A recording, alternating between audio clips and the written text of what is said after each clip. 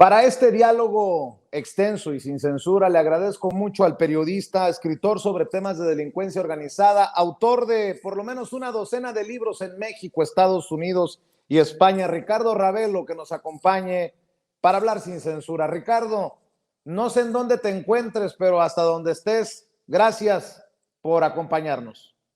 No, gracias a ti por la oportunidad de charlar con la audiencia. Es un gusto estar en este espacio. Ricardo, ¿estás en México?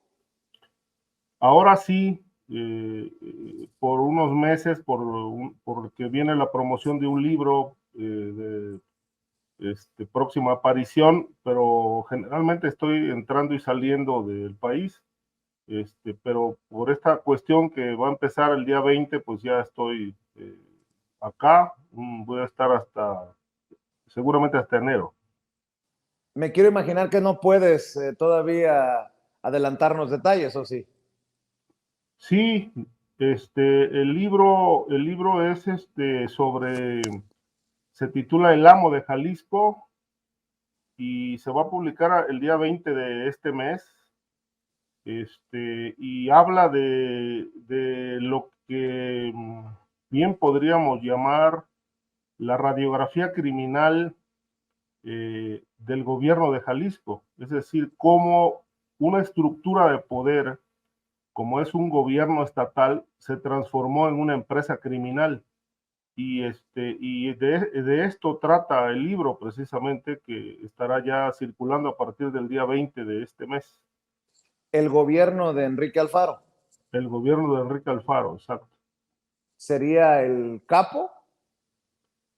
Pues es la cabeza, y de ahí pues deriva una serie de arterias, personajes, su jefe de gabinete, su excuñado y una amplia red de operadores que pues han incorporado a esta telaraña de corrupción a jueces, magistrados, la protección criminal, las desapariciones, los asesinatos, los negocios, sobre todo los negocios en el área de bienes raíces. En fin, es toda una empresa criminal que opera como gobierno del Estado. Un gobierno con estructura criminal, dices, y se me viene a la mente el gobierno de Felipe Calderón con García Luna como secretario de Seguridad Pública. ¿Más o menos así o es diferente el modus operandi? Es parecido, es decir, un discurso que es muy reiterativo en la defensa de la legalidad, pero que en realidad opera de otra manera. Es decir, Calderón dice o ha dicho y ha reiterado ser un hombre de leyes, pero permitió que su jefe de seguridad pública pues protegiera al cártel de Sinaloa. Y sobre esto hay una historia detrás, ¿no? Que esto fue un acuerdo entre el gobierno de Calderón y el cártel de Sinaloa, que se pactó en Torreón, Coahuila, precisamente durante una... Por ahí se perdió un poco la conexión, Ricardo, pero decías que todo se fraguó en Coahuila. Sí, se fraguó, es decir, el plan arrancó en Sinaloa entre el Mayo Zambada, Arturo Beltrán Leiva y Sergio Villarreal Barragán, el Grande. Ahí se acordó que se le haría una propuesta a Felipe Calderón para que un viejo conocido del cártel de Sinaloa, Genaro García Luna, fuera nombrado secretario de Seguridad Pública. Le encargaron la misión a El Grande. ¿Por qué al Grande? Porque El Grande tenía una relación directa con el entonces senador Anaya Llamas, senador del PAN por Coahuila, porque una hermana de Anaya Llamas estuvo casada con un hermano de Sergio Villarreal Barragán, entonces se conocían. El Grande telefonió a Anaya Llamas y le planteó que quería verlo, y le dijo, ¿para qué? y Anaya le dijo, bueno, pues una buena oportunidad para que hables con Calderón es que yo voy a bautizar a mi hija y Margarita Zavala y Felipe Calderón van a ser los padrinos. Entonces, pues vente al convivio. Y Sergio Villarreal Barragán estuvo presente en el convivio y ahí hizo el planteamiento. Lo que pasó después, pues, fue el nombramiento de García Luna como secretario de Seguridad Pública, tal cual lo había solicitado la cabeza en ese momento importante del cártel de Sinaloa.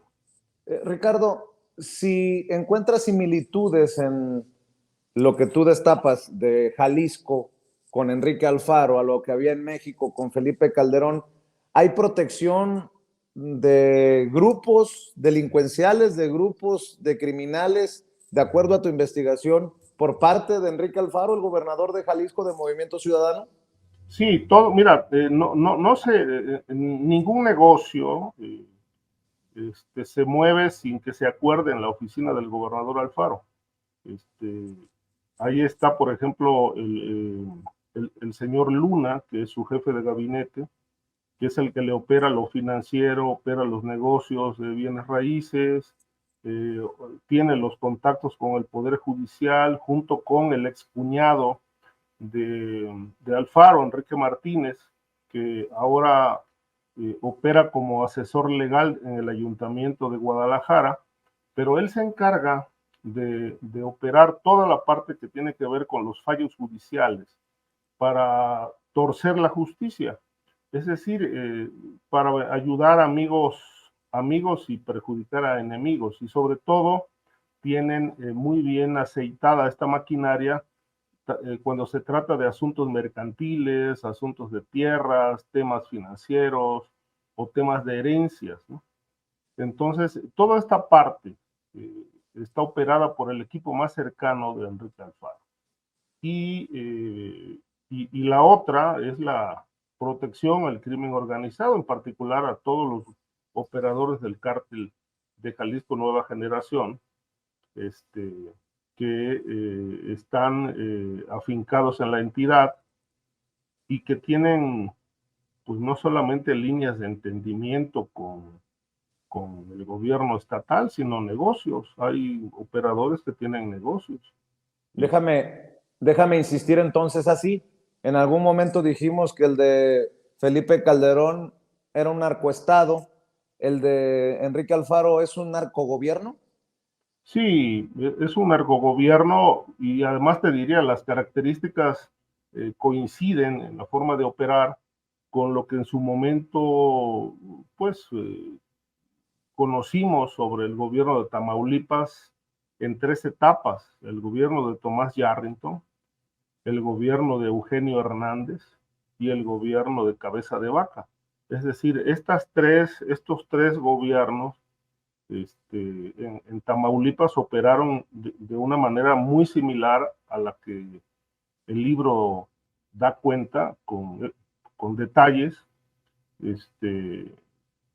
en cuanto a la composición gubernamental y sus intereses con la mafia, ¿no? Es decir, no podemos entender al gobierno de Jalisco sin sus ligas con, con el crimen organizado y negocios que tienen que ver con lavado de dinero vía construcciones, vía el negocio de los bienes raíces, y la protección a empresarios, a una cauda política importante ligada a estos intereses. Entonces, ¿quién es el amo de Jalisco, Ricardo Ravelo? Enrique Alfaro. Pues yo había entendido por años que era el amo de Jalisco, la persona que dirige el cártel más importante o uno de los más importantes de México. Bueno, son personajes que operan en distintos campos, ¿no? Por un lado, el jefe del cártel de Jalisco en su ámbito estrictamente criminal, operativo, y el otro en la protección política, ¿no? Es decir, de alguna manera son mafias. La política y el crimen son mafias que se entienden. ¿Quién manda? Pues yo creo que aquí estamos hablando de dos fuerzas y de dos poderes que de alguna manera se entienden, ¿no? O sea, la organización criminal requiere protección para operar y la estructura de poder pues necesita el crimen para hacer negocio también. Es decir, no estamos hablando solamente de robarse el dinero del erario, porque yo creo que esto ocurre con crimen y sin crimen. Aquí se trata de negocios de alto nivel que tienen que ver con el tráfico de drogas, que no nada más es cocaína y marihuana, sino pues una amplia gama de estupefacientes que se consumen en la entidad y que además utilizan la zona, la importancia que tiene Jalisco en la zona geográfica para traficar hacia Estados Unidos. Entonces, todo esto, desde mi punto de vista, con base en la información a la que tuve acceso, que está planteada en el libro, pues no se puede llevar a cabo sin un contubernio entre poder político y criminal, pero el libro desliza otras cosas en las que por momentos esta línea divisoria entre mafia política y mafia criminal pues queda borrada. Pareciera que la estructura de poder legalmente constituida como gobierno de Jalisco pues opera como lo dice el subtítulo del libro, como una empresa criminal que está obteniendo beneficios de toda esta gama de negocios ilegales, ¿no? A partir del el 20 de este mes, 20 de noviembre, busque El Amo de Jalisco, el nuevo libro que se suma a la lista ya larga de libros de Ricardo Ravelo, algo que seguramente, un libro que seguramente no le va a gustar a Enrique Alfaro. Yo siempre te he preguntado cuando te entrevisto, Ricardo, ¿estás preparado para la reacción? ¿Ya ha habido reacciones incluso antes de que se estrene el libro o qué ha pasado? No, no ha habido reacciones porque el libro todavía no aparece. El libro debió salir a mediados de año, pero resulta que la editorial que en ese momento tenía el manuscrito ya preparado para imprimir, cerró sus puertas, que era la editorial HarperCollins. Entonces, a los autores, que no fuimos varios los que nos quedamos pendientes, nos avisaron que no iban a publicar la obra y que nos regresaban los derechos. Entonces, pues ya con esta negociación con la editorial, pues me di a la tarea de buscar una nueva editorial para publicar el libro. Entonces, durante 6 meses me di a la tarea de hacer algunos ajustes, actualizaciones, y el libro quedó listo hace un mes, menos de un mes. Me llamaron para venir a hacer algunas grabaciones ya de los promocionales. Entonces tuve que venir a México para llevarlo a cabo. Todo esto se hizo el viernes de la semana pasada en la Ciudad de México. El libro ya está en fase de impresión y la fecha de salida es el día 20 de este mes.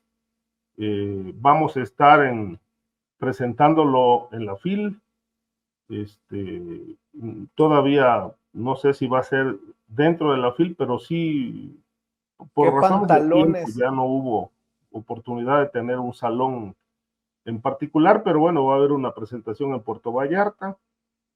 Hay una invitación de los colegas periodistas y otra en la ciudad de Guadalajara. Y ¿Qué obviamente, pues bueno, pantalones los tuyos, Ricardo? ¿Qué pantalones los tuyos de ir a la FIL o en los tiempos de la FIL en Jalisco a presentar El Amo de Jalisco? ¿Temes represalias? las va a ver porque ya las subo. Mira, el libro realmente, la idea surgió hace 2 años. Es decir, cuando yo publiqué 2 artículos relacionados con este tema, que ya en el libro se desarrolla pues ampliamente en una investigación periodística que llevé a cabo. Pero yo publiqué 2 textos por ahí de noviembre, diciembre de 2021, que derivaron en una reacción virulenta del gobernador Alfaro, amenazándome con una demanda por difamación. Entonces, lo dijo en conferencia de prensa y comentó que ya habían tomado medidas cautelares y que pues iban a ir hasta donde topara en el tema legal, ¿no? Y entonces pues yo yo respondí a través de distintos espacios, que presentara la demanda, que yo no tenía ningún temor y que nos veíamos en los tribunales. Y, y obviamente pues nunca presentó demanda alguna. Lo que sí hice fue presentar una queja ante la Comisión Nacional de Derechos Humanos por esta amenaza y responsabilicé a Enrique Alfaro de lo que me pudiera pasar o a mis familiares. Yo tuve que salir del país bastante tiempo y, y fue cuando pues surgió la idea de trabajar esta investigación sobre lo que realmente es el gobierno de Jalisco, lo que es Movimiento Ciudadano en Jalisco. Pues en todos estos municipios que gobierna Movimiento Ciudadano, pues operan la misma circunstancia, la misma situación de criminalidad.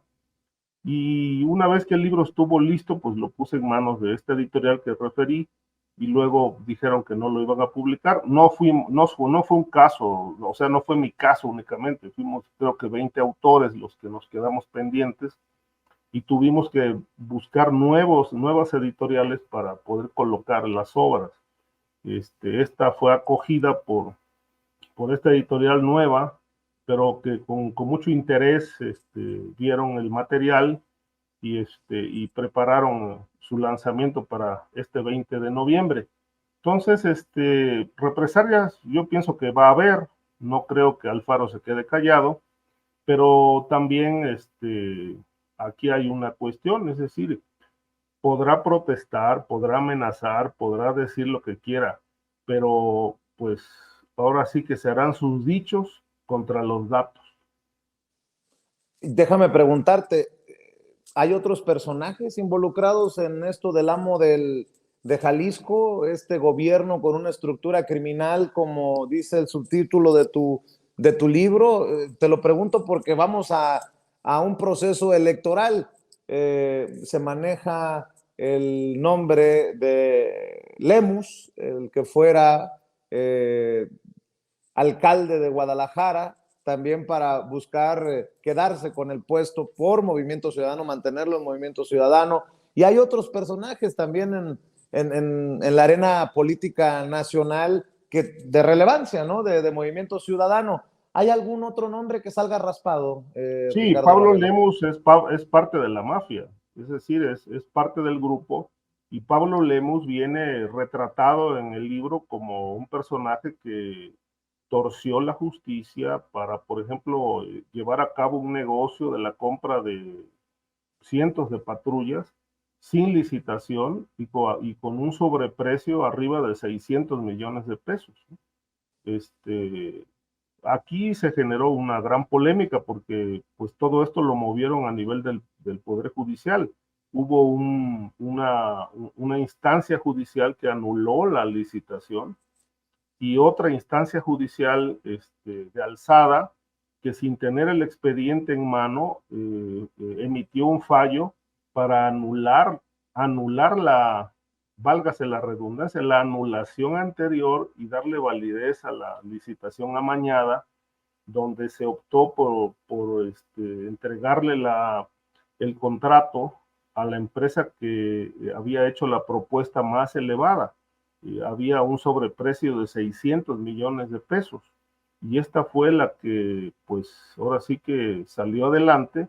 Y todas las demandas que interpusieron las empresas que se inconformaron, pues no tuvieron éxito porque el excuñado de Enrique Alfaro, Enrique Martínez, fue el que operó todo a nivel del Poder Judicial para que saliera adelante la licitación amañada, y entiendo que todo esto se concretó, no obstante que era totalmente ilegal y que a todas luces era una acción fraudulenta donde se beneficiaron pues, muchos funcionarios del Ayuntamiento de Guadalajara, entre ellos el propio Pablo Lemos, que hoy, pues como tú citas, y así es uno de los aspirantes a la gubernatura del estado.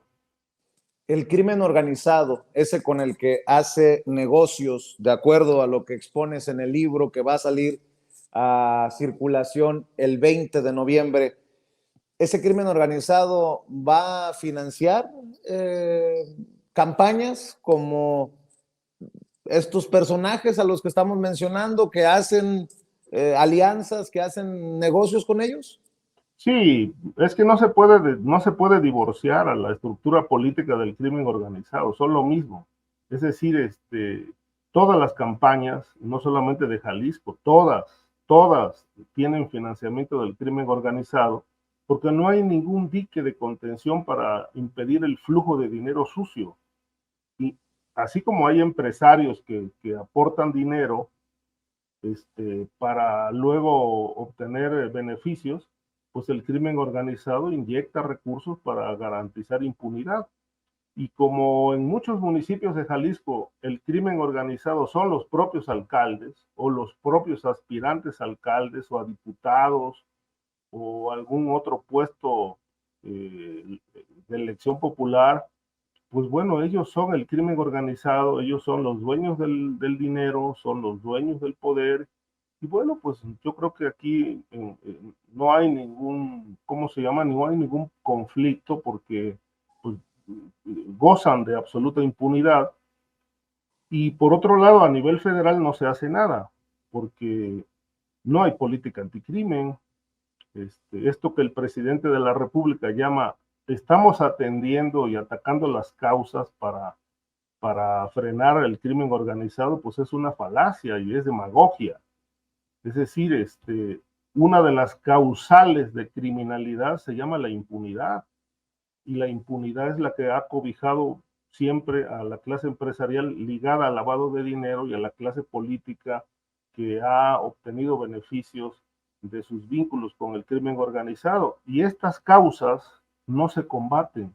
Entonces, si no se combate lo que realmente deriva en crimen organizado y en violencia y en desgobierno, pues entonces creo que el presidente miente, y estamos hablando de un estado donde se ha instaurado ya desde hace mucho tiempo y se mantiene no una democracia, porque la democracia no ha existido nunca en ningún lugar del mundo ni en ninguna época de su historia.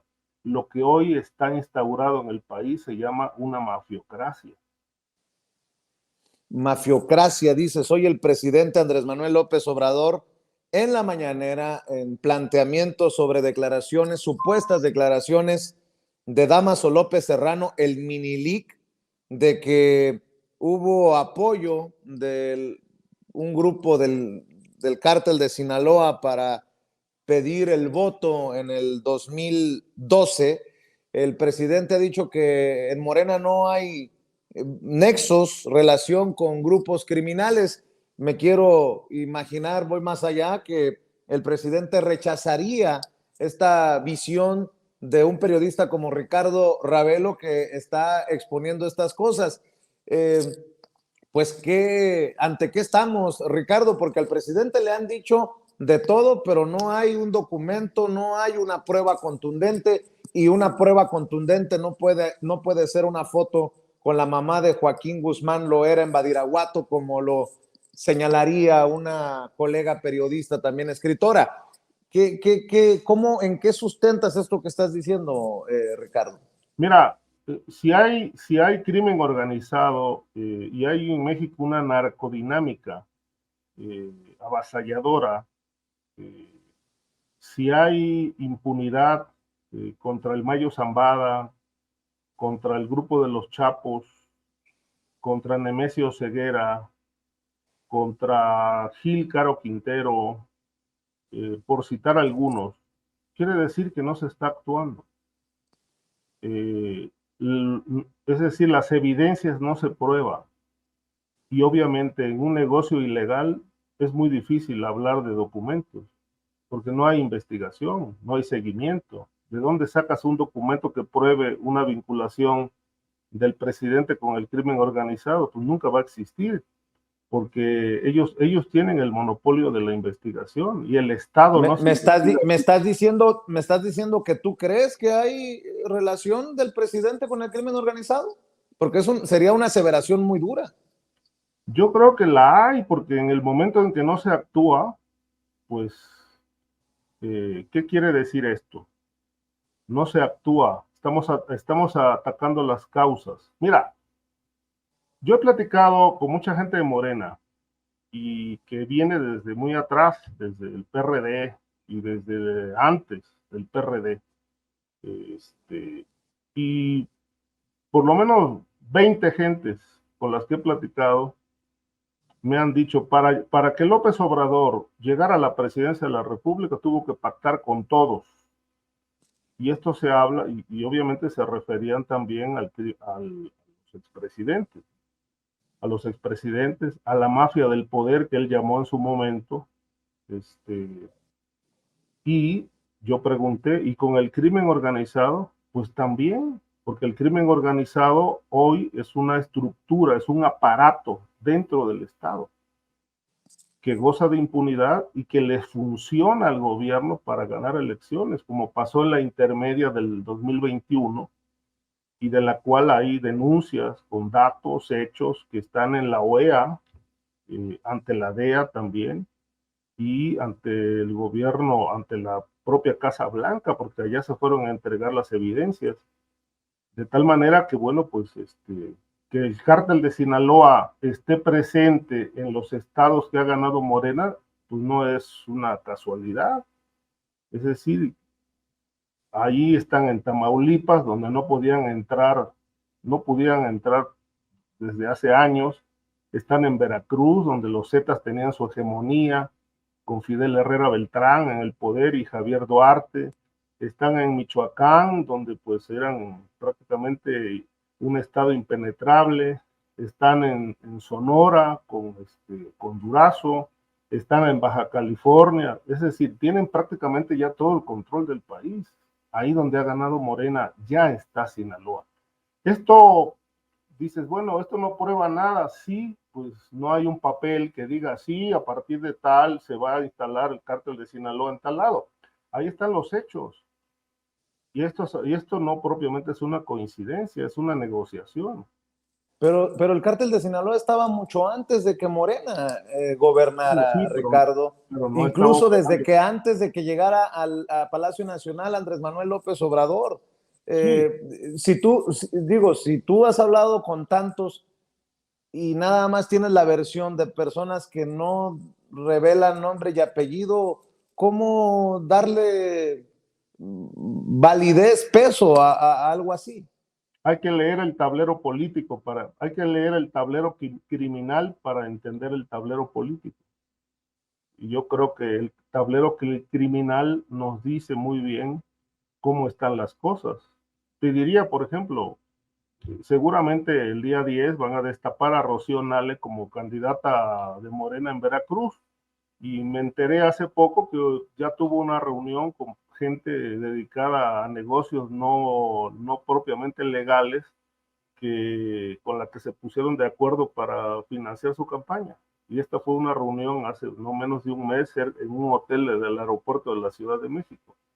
Es decir, lo primero que hacen estos hombres que van a aspirar a un puesto importante como una gubernatura es ponerse de acuerdo con el crimen. El crimen y el poder político siempre han ido de la mano, de tal manera que no hay divorcio entre criminalidad y poder político. El corazón del crimen organizado está en el poder político. El discurso es otro, pero los hechos son los mismos. Hay violencia, esta no se detiene. A 5 años de distancia, con esto que dice el presidente, que han ido atacando las causas, pues por lo menos ya tuviéramos resultados, ¿no? Pero sigue la misma violencia, la misma actividad criminal, y obviamente pues eso es lo que va a heredar el presidente López Obrador, un país que según él es un paraíso porque hay cambios, pero por otro lado es un país que se desangra todos los días, ¿no? Con un elevado nivel de corrupción, que él dice que ya no existe. Por ejemplo, ¿de qué casos de corrupción hablas? Sé del caso de Segalmex, pero ¿de qué casos de corrupción hablas? Bueno, ese es uno y muy evidente, ¿no? Casos de corrupción, los negocios de Rocío Nale en la refinería de Dos Bocas, toda la actividad de subejercicios que hay en los gobiernos de los estados, donde están regresando dinero que no ejercen y que todo este dinero está, pues obviamente, cubierto por la opacidad, porque no se sabe su destino. Hay muchas versiones, ¿no? Se habla de que todas estas cantidades que regresan los gobernadores presuntamente porque no los ejercen, lo que quiere decir es que tienen la orden de no hacerlo para regresarlos porque los requieren para seguir comprando voluntades a través de los programas sociales.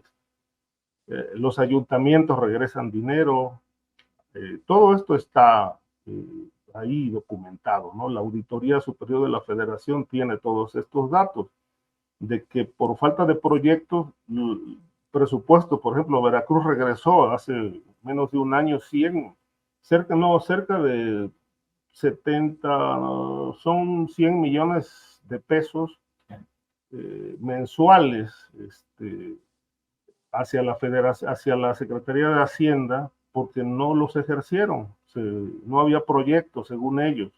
Y todo esto le ha impactado la economía, pero esos recursos que regresan a la federación terminan en la partida secreta del presidente para manejarlo a discreción, y de eso no sabemos absolutamente nada, porque es discrecional.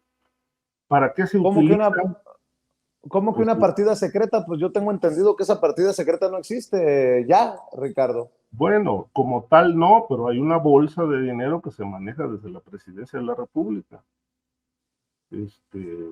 Y sirve para operación política, para eso.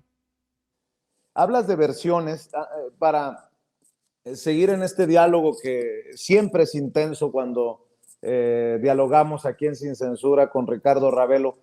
Hablas de versiones, hablas de lo que te dicen, pero ¿no se supone que el periodismo debería de ser comprobación de dichos? Y cuando se hacen declaraciones tan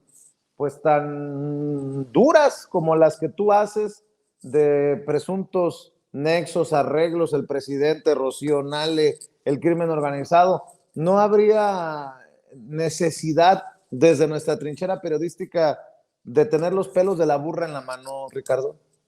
Pues ahí están los hechos, están los datos.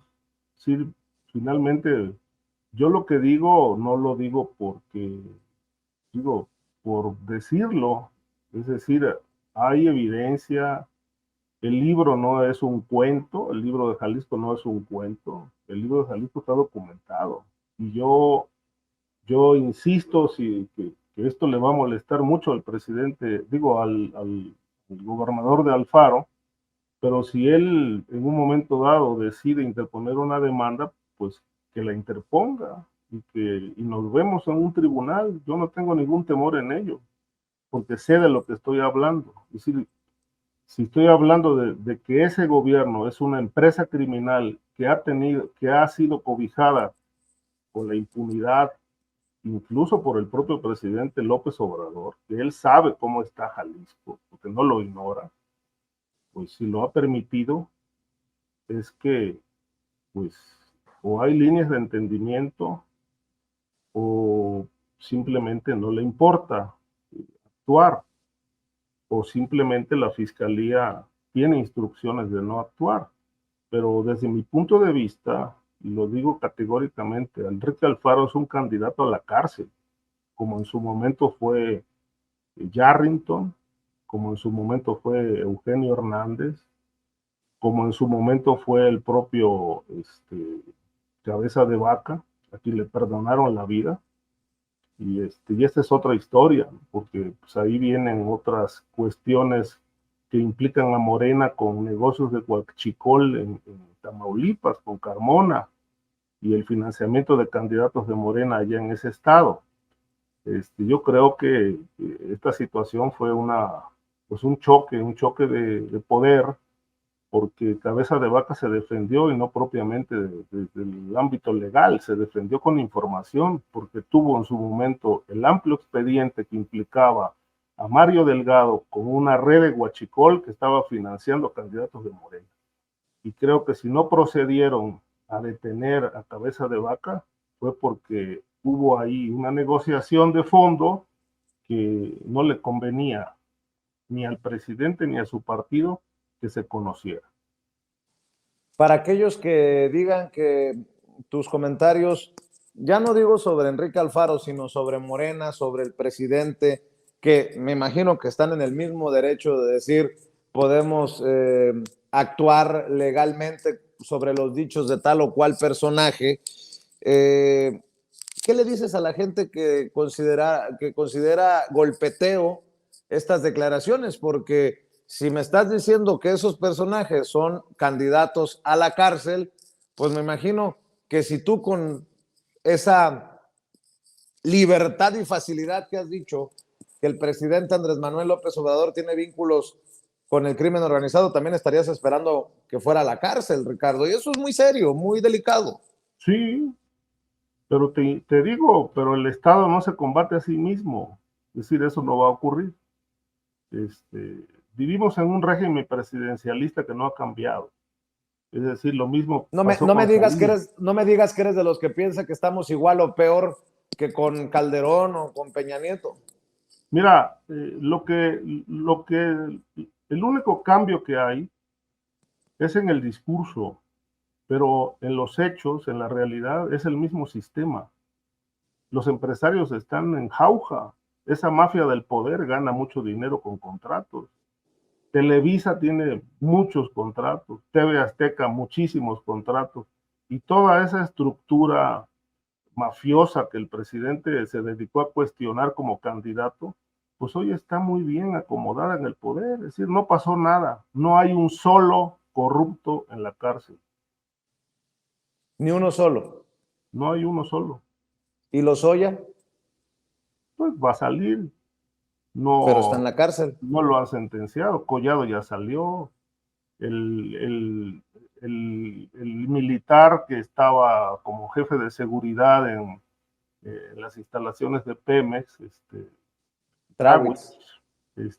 pues ahí está en Canadá libre, sin problemas. Ahí está el torturador del caso Ayotzinapa en Israel, también pues sin rendir cuentas. En fin, toda esa, digamos, promesa de combatir la corrupción y encarcelar a los corruptos, pues no ha ocurrido, no están los que deben de estar. Los expresidentes no están presos, están muy bien protegidos en España, y por eso creo que el presidente hábilmente rompió relaciones con España, pues para no tener ningún elemento que pueda obligarlo a proceder a sus extradiciones. Es decir, todo esto es un juego mafioso, es un juego que nos han vendido, eso de la conquista y que pedirle perdón y a partir de ahí rompemos relaciones con España. Pues sí, porque ahí se fueron a refugiar todos los corruptos de este país que saquearon el erario durante años. Entonces, pues no se les puede molestar, y para que no haya ningún pretexto y estén seguros, pues rompemos relaciones con España. Es decir, aunque esto pueda leerse de otra manera, pues el fondo es ese, ¿no? Proteger. ¿Quién debería estar tras las rejas? ¿Quién debería estar en la cárcel? ¿Peña Nieto? ¿Calderón? ¿Fox? ¿Salinas? ¿Cedillo? Todos. Mira, si realmente se hubiera llevado a cabo una revolución, el presidente López Obrador hubiera armado un ejército con jueces y fiscales y una policía competente para llevar a cabo el desmantelamiento de la delincuencia organizada, empezando por los expresidentes. Si realmente quería un cambio de régimen, de fondo, pero no lo hizo, simuló hacerlo y lo ha dicho y lo ha reiterado en el discurso. Todos los días en las mañaneras machaca con lo mismo. Pero en los hechos no hace nada. Una cosa es el discurso y otra cosa son los hechos. En los hechos, los expresidentes están muy bien protegidos y en el discurso este país ya cambió. Pero bueno, vemos que no ha cambiado absolutamente nada. El sistema sigue intacto. Dices que deberían de estar en la cárcel Peña Nieto, Calderón, Fox, Cedillo, Salinas. ¿Qué piensas de esta insistencia de estos personajes de mantenerse de alguna manera ahí en el ojo público? Felipe Calderón, un asiduo en Twitter o X como se llame ahora, Vicente Fox hasta mentándole la madre al actual presidente, Cedillo en foros internacionales opinando de lo que le conviene al país. ¿Qué piensas de eso?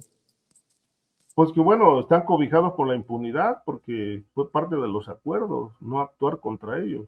Es decir, nos vendieron la idea de que se hizo una consulta pública y que la gente decidió que no se actuara contra ellos. Pero bueno, esto fue una vacilada, ¿no? Si el presidente realmente hubiera querido meterlos a la cárcel, pues lo hace. Pero creo que pues tuvo un fiscal a modo, aparentemente independiente, que pues no actuó y sigue sin actuar. Entonces, esa corrupción que ha hundido a este país, no solamente en la crisis que tenemos de seguridad, sino en una crisis económica, falta de desarrollo, pues es resultado de todos esos sexenios fallidos. Que se dedicaron estos hombres desde el poder a saquear el país. Pero obviamente no hay castigo para ellos. ¿Sí? No se ha castigado a nadie. Si hablamos si hablamos solamente de la corrupción, no se ha castigado a nadie. Y en el tema del crimen organizado, ha habido algunas detenciones. No podemos decir que no, pero no han sido, digamos, no han incidido de manera contundente en el freno de la violencia, porque la política, si podemos llamarle eso, política, a los abrazos y no balazos, pues no han redituado nada a 5 años de distancia. El caso de Ayotzinapa sigue impune y lo va a heredar impune porque tiene enfrente al poder militar al que no quiere molestar. Él sabe. Pero tú no puedes heredar lo que no fue de inicio tuyo. Bueno, se está tratando de resolverlo hoy, pero es heredado del tiempo de Peña Nieto. Sí, y él lo va a heredar a su vez a quien sea el próximo presidente de la República con una supuesta nueva verdad que no termina de convencernos, porque hoy se sabe, y eso sí es un avance de la actual administración, hoy se sabe que quienes estuvieron detrás de la desaparición y muerte de los estudiantes fueron mandos militares, pero ahí el presidente se topa. Es decir, para aclarar el caso de Ayotzinapa tendría que estar en la cárcel Peña Nieto y Cienfuegos, porque si hubo acción militar, pues debió haber una orden superior, porque aquí se respeta la cadena de mando. Es decir, un personaje que sabe lo que pasó esa noche de Iguala se llama Salvador Cienfuegos, pero lejos de procesarlo, pues hasta se le premia y se le reconoce. ¿Estarás de acuerdo que hay por lo menos un sector de el periodismo, de los medios de comunicación en nuestro país? A lo mejor estar lejos de México, estar en el extranjero, te ha servido incluso para reflexionarlo, que está en crisis.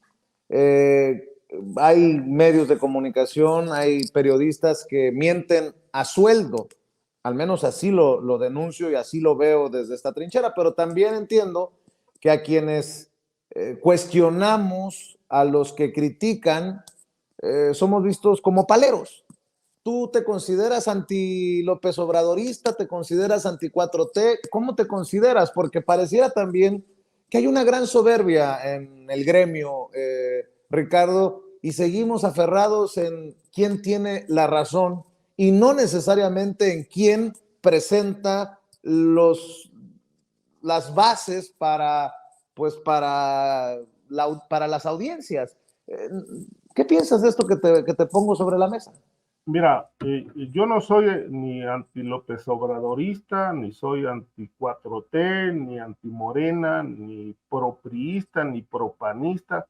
Yo solamente soy reportero y hago mi trabajo. Y por supuesto que puedo equivocarme. O sea, pues el periodismo no es perfecto, pero sí expongo lo que sé, expongo lo que he documentado, expongo mis criterios, mis puntos de vista, pero yo no tengo ninguna cuestión partidista, yo no obedezco a ningún interés político, es decir, ni me importa. Este, Me importa el país, me importa la gente y es lo que he hecho siempre. Trabajo periodístico, le guste o no le guste a ciertas personas que simpatizan con un proyecto. Yo no simpatizo con ningún proyecto. Sí, a mí lo que me importa es que al país le vaya bien y a la gente le vaya bien. Y aporto un grano de arena con mi trabajo, nada más. Pero ni me importa López Obrador, ni me importa su gabinete, ni estoy buscando aliados, ni ando buscando premios. Yo hago mi trabajo periodístico y me pagan por eso. Eso es todo. Yo no soy, si esto parece que soy opositor, pues no, para nada. Hago mi trabajo y lo ofrezco a los lectores y al público. ¿Pueden estar de acuerdo? Sí, no están de acuerdo, qué bien, de eso se trata, no se trata de que todos estemos de acuerdo en algo. Sin embargo, yo lo que digo es que la, este, no se vale que lo etiqueten a uno como opositor, este, cuando realmente, pues aquí el único objetivo es dar a conocer un pedazo de realidad que le puede servir a la gente. Es decir, en redes sociales yo he sido muy criticado, muy insultado, porque pues hay gente que simpatiza con López Obrador, no obstante que el país está a la deriva. Y entiendo, pues les lastima que cuestionen un proyecto de gobierno que a 5 años pues no ha cumplido con sus objetivos importantes y centrales, ¿no? Y creo que los periodistas estamos para eso, para decir las cosas, pero no obedezco a ningún interés partidista. Yo no tengo relación con políticos, ni con partidos, ni con grupos empresariales. Yo hago mi trabajo periodístico porque me gusta y siempre lo he hecho así, siempre desde que empecé hace muchos años en Proceso, luego ya en otro proyecto y ahora en esta nueva etapa como escritor, pues expongo lo que investigo y lo que a mí me parece de interés público, más allá de si gusta o no. Es decir, yo no propiamente escribo para el público, escribo las cosas que me gustan, si las aceptan bien y si no, tampoco pasa nada. Pero estarás de acuerdo que sí hay un sector del periodismo, de los Sí, medios de comunicación que está a sueldo contra López Obrador, ¿no? sí, y son muy conocidos, ¿no? Pues les pagan para golpear al régimen, ¿no? Este, ese es yo creo que es decir, los periodistas que en otro tiempo eran los paleros del poder, los que aplaudían absolutamente todo y les pagaban muy bien, pues hoy resulta que son los críticos del sistema, ¿no? Ahí está López Dóriga, ahí está Riva Palacio, ahí está Lore de Moll, ahí están otros que han sido señalados de recibir pagos a cambio de golpear al actual régimen porque no les ha ido bien o no les ha ido como ellos pensaban que les iba a ir. Pero bueno, esto solamente es lo que públicamente se dice, a mí no me consta, porque no tengo ni fichas de depósito, ni tengo cheques a nombre de ellos para afirmar categóricamente que ellos reciben pagos para eso, pero de eso han sido señalados públicamente. Fíjate cómo son las cosas, ¿no? Y provocador soy y profesional, pero dices, no tienes fichas de depósito, no tienes documentos, se dice, pero pues tampoco, insisto, hay ni fichas de depósito, ni grabaciones, ni nada que comprometa al presidente Andrés Manuel López Obrador. En algún momento el tiempo te dará la razón, en algún momento periodistas como tú, que han vinculado al presidente Andrés Manuel López Obrador con el crimen organizado, ¿estarán dispuestos a disculparse? Pero los hechos hablan. ¿Cuáles Yo hechos? creo que si nos ceñimos a los hechos, pues ahí están los hechos, ahí está el país violento, desangrándose, ahí está la impunidad, es decir, no necesitamos documentos, hay que ver la realidad. Yo creo que los hechos no mienten. Tenemos un gobierno que no ha hecho nada contra el crimen organizado. ¿Por qué? ¿Les debe algo?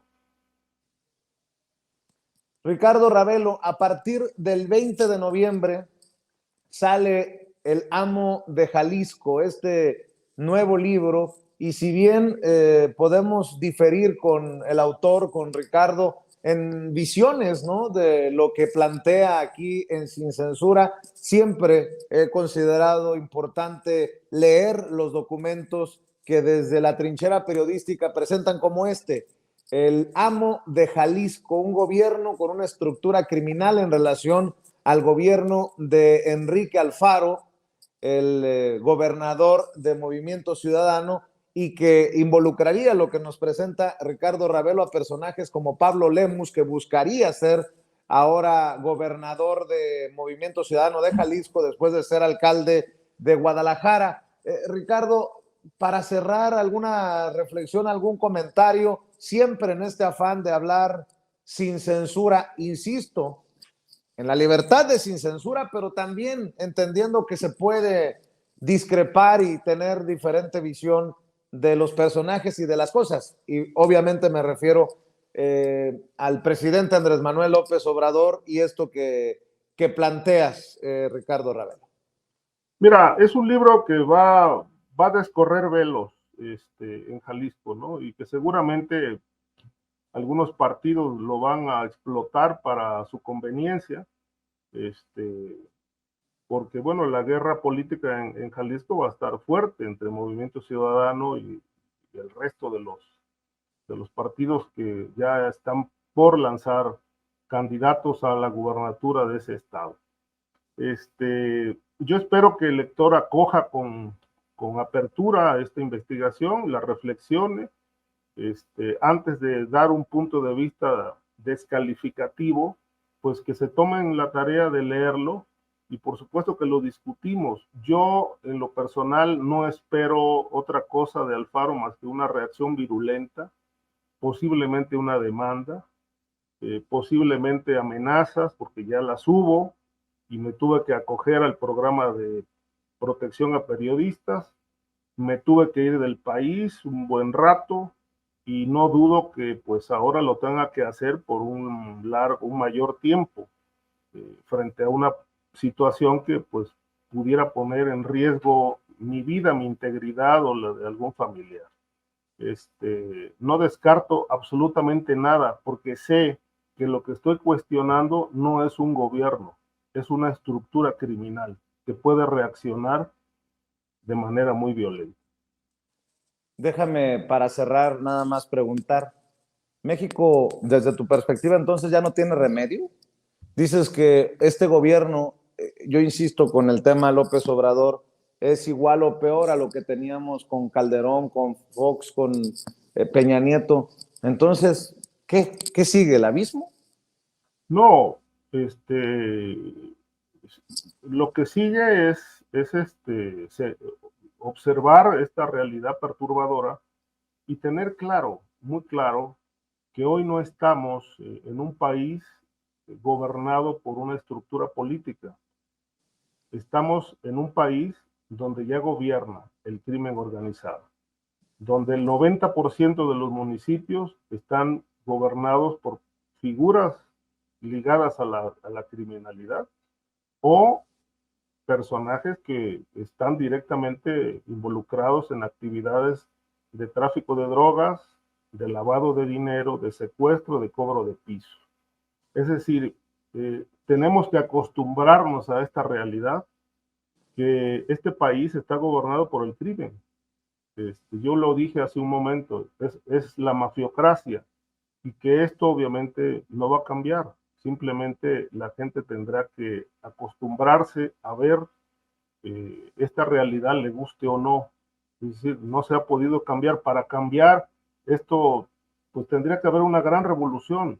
Pero si el crimen organizado sigue imponiendo candidatos, pues evidentemente pues estamos gobernados por crimen organizado. ¿Cuál sería el cambio? Y yo creo que esta parte ilustraría mucho hacia dónde podría ir el país. Los únicos que pueden cambiar este país son los propios mafiosos en el poder. Eso pasó en Colombia. En Colombia no se necesitó el arribo de un mesías a la presidencia de ese país. Los propios mafiosos se dieron cuenta que Colombia era un país invivible y ellos se encargaron de cambiar las reglas del juego. Y eso en algún momento tendrá que pasar en México. No necesitamos que llegue un mesías. La propia mafia en el poder se dará cuenta de la urgencia y necesidad de un cambio. Yo te agradezco, Ricardo Ravelo, porque lo digo nuevamente, en esta libertad de hablar sin censura habrá cosas que yo mencione que no necesariamente son cómodas para el autor y para, en este caso, el entrevistado, pero en esa libertad siempre Ricardo Ravelo ha estado dispuesto a hablar con nosotros sin censura en este espacio libre como el viento, y te deseamos el mayor de los éxitos con El Amo de Jalisco, tu nuevo libro, y aquí siempre abiertos al diálogo, al debate duro. Y si me permites pedirte, pues hay que cerrar también con tus redes sociales, Ricardo Ravelo. Sí, cómo no, estoy en @rravelo27, ese es mi Twitter, es la única red que manejo. Pues te mando un afectuoso saludo, Ricardo Ravelo, y mucho cuidado, ahora sí que mucho cuidado en donde estés, y a tu regreso al lugar en donde has estado residiendo por las amenazas recibidas y por la presión que ejercen esos a los que les duele lo que tú dices. Enhorabuena, y estamos siempre al pendiente. Gracias, Vicente. Yo agradezco mucho la oportunidad de platicar contigo y con tu audiencia. Como siempre, muy agradecido del interés por mis puntos de vista y por mi trabajo. Gracias. Gracias, Ricardo Ravelo, hablando con nosotros sin censura, y como siempre le digo, todos somos sin censura. Usted nos puede apoyar. ¿Cómo? Compartiendo con familiares, amigos, contactos a través de WhatsApp, de Facebook, de Twitter, por donde usted quiera nuestros contenidos. Yo sé que hay cosas que tal vez a usted le hagan ruido, no esté de acuerdo, pero de eso se trata el debate. El debate sin censura.